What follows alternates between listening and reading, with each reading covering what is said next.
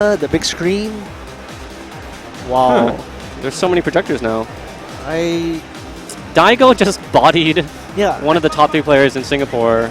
I can't remember when's the last time I saw Leslie get dominated like that. 3-0, correct? 3-0, almost never. Now, the interesting thing is I saw him pull out some moves that I did not see last night at the Tough Cookie, which was, it wasn't necessarily a casual environment, but it wasn't a tournament experience. And I can't help but think that Daigo saved several tricks for Leslie in the tournament. But these tricks, of course, have already been played out in the first to 7 with, what's his face, Bonchan? Bonchan, okay. And you know Leslie has seen that movie. Which ones were these? Okay, so focus, fireball, and then down heavy punch Shoryuken. Okay. That's like a, I don't know, 250 punish or something like that. That was one. What else did he use? There was one, I think Leslie did a downlight punch into a fireball, and that's not a block string. That's not a block string. So Daigo blocked the downlight punch, focused through the fireball. Wow. That was impressive. I mean, you have to know that Saga isn't going to do a EX fireball also, right? Right. Yeah. Leslie's pretty conservative with his meter. Okay, up next we have Xian versus Raymus, and they're both in winners. This is the first to 3. We're trying out a little new local format. Race to 3, so we have more footage for the top players, and you know, all those scrub players like me, you don't want to see us, right? So it's going to be a first to 2. But now when we've whittled down the cream of the crop, we want to see as much as we can of them. Raymus knocked Leslie the losers just now. So, wow, it's going to be really interesting to see how he does against Xian. Don't know whether Xian has any blocker setups against Vega, because a lot of the blocker setups that Gun has are very character specific. Right. So I think he's been trading for a few players that he was likely to see in the tournament. I don't think he expected to fight Raymus in winners. This stage and I think also Raymus is quite happy to be this deep into the tournament. Yep. I think we just have a little hiccup there. Well, they changed.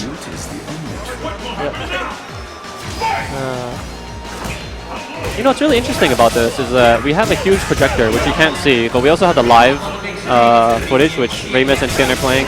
And yet, despite how big the projector is, people still like to see, they like to hang out in the back, just like the arcade setting. In the arcade, when, I mean, I'm sure everybody experienced this before, when you're down there, you want to play and you have to fight through the entire crowd, just watching the top players go at it. Right. Yeah.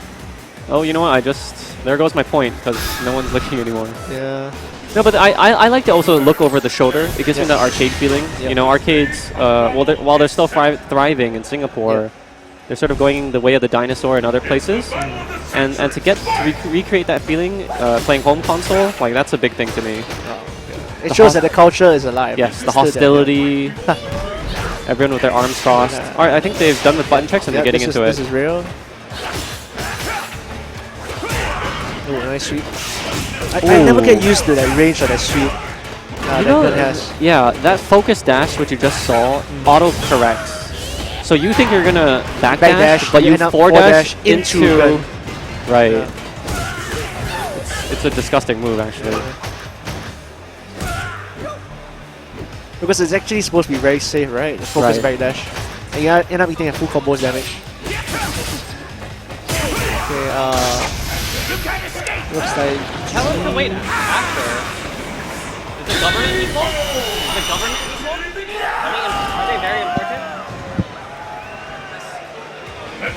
No, tell them to do it after. Now's not the time. Okay, and Z having to work again. Someone wants to interview Daigo. Our Daigo manager here needs to go and make sure that he doesn't get distracted. Meanwhile, Xian seems to be boarding Raymus. Took the first round, has the second round comfortably. I think Raymus doesn't really know how to deal with a lot of the big subs after the knockdown that Xian has. Oh, but somehow that uppercut missed. Okay, Raymus doesn't have much life to work with now.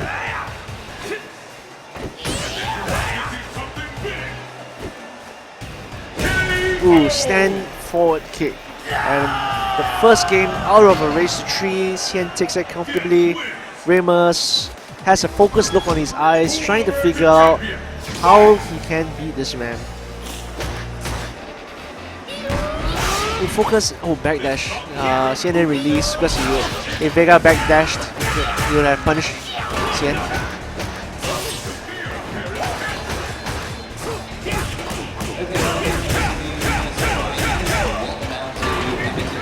Now Vega in the corner, in trouble.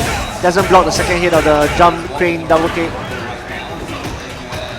Has to deal with all these frame traps. Ooh, reset. Into a throw. So deadly, this pressure here. Goes low, takes the first round. And that's the key in the matchup here, I think. The corner. Because once the Vega's in the corner, Gun can make him guess forward, backward, high and low. And Vega doesn't have the tools to deal with that. He does not have any vertically hitting move. And all of Xian's jump-ins after a hard knockdown are going to land right on your head for that 50-50 ambiguous. The teabag, the teabag. old man teabag. So you have the natural tendency, because you have no other options like, you know, Makoto's Fukiage. Yep. Your tendency is to do focus, and you know what happens when you try that. Yeah, you just wow. See, Raymus will play super solid for 80 seconds, but then sometimes he'll take these risks. Yeah, and you're like, wait, what? Is this the same player that I've been watching for the last 60 seconds? Wow, that's a punish. And that's why, there are some players who complain that sometimes when you fight against Raymus, they lose because he comes out with this random Ultra 2 wake up and you're like, what the hell? And then when he hits you with it, he tells you, it's not random if it hits. I want to make a bumper sticker out of that phrase. That's a good one. I mean, I think in that sense, what we call Ume Shoryu, it's not a patented thing from him. It's not like he's the only person in the world that can go random. And you could say the same about Daigo. If it hits, it's not random. So I think, we have to give other players credit. If they also have that great Yomi sense and they just want to throw out some unsafe move and it hits, let's give credit to them. Because when you block it, even Daigo looks like scrub. Like Punko made Daigo to look in Evo last year. Right. When he blocked all those green up kicks. Well, and the ironic thing is that Pungo is the more random player between the two. Punko is much more famous for being random. Oh, but looks like Raymus is taking this first round. He's probably going to take this round unless... oh, I don't know if Xian's trying to build meter. Stand fierce. That was actually very dangerous. If Xian decided to jump, it would have meant the game.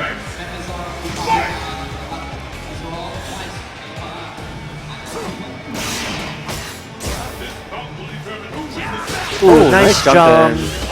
Scouted the sweep. Raymus is playing really well today. He's already beat Leslie, and after you do that, you're not going to be afraid of Gax or Xian, who he's playing right now. Especially, I think he has a better matchup against Gax. Against Fei Long. He already knows he has it within himself, to beat the top players, so he should be playing pretty fearless right now. And he's the top player himself in SC, so he knows what it's like to fight at Red Sox. I think he lost in Soul Calibur? Yeah, he lost in Soul Calibur, but I mean, normally... ran into the down middle punch. He's going to pin all his hopes into... I think he's only playing AE left. So, all his hopes are dashed in Soul Calibur, but he's going to channel all of that into AE right now. Oh, nice block. No punish on that, though. Despite however long the crane kick is. Beautiful punish. Most people don't practice how to punish that because it's not a... I've never blocked it in my life. Yeah, exactly. So it's not a move that people actually will practice trying to punish. Because you get hit by it or something. Oh, okay. Wow. Nice uppercut. Scouted the jump. Only gets 2 hits off of it, though. But I think it's a weird angle. It's so high up. So. Oh, Raymus is just playing really tough defense. Blocking really well. One more medium hit or harder is going to kill Xian. But he can probably afford to take... Wow! Ultra out of nowhere. That's a good... He's trying to get a poke, right? That's a good Hail Mary. That was probably the only really thing he could do to try to get a comeback in that situation, besides get the string of knockdowns. And I think it's a good message to Raymus that, you know what, Xian can be equally crazy and random too. So he's going to remember that for the next round, which is right now, and that might affect his psyche. In this match, the moment when Raymus hesitates to press the button, it could cost him the match this time. Because of the Yomi that set up in the round before. Yep. Oh! Just punches him. Oh, that's an automatic, beautiful punish by Raymus. He is on point right now. Ooh, nice throw. In the corner again. Trying to do some Makoto style wake ups. This is a very good case of a player playing beyond. He's in the zone and he's playing beyond his actual skill level. And I don't mean any disrespect to Raymus, because I'm actually, I'm his friend. I know he's so good at SoCaler, but every once in a while, you've got a crazy dude that thinks he's better than he is in that moment, and he's playing like it, and I love it. I love that swagger. He's not afraid of anything. And he just did a random thing and lost. Just as you're saying that, yeah. No, but that means he's still playing his game. He's not scared. He's not trying to say, okay, I just need one more or whatever it is. He's playing his game. He's still in this. This stage is actually regarded as, Metro City or New York City or whatever, but every time I come back to Singapore, it's always under construction, and I think that this looks like downtown Singapore. In a way, yeah. We're always getting building Everything MRTs. is new, yeah. Oh, and Xian takes it. Oh, is that it? Okay. Yep, that was it. He was leading 2-1 when Raymus won one match. And knocking Raymus into the loser's bracket. And we're going to have Gek and Rodney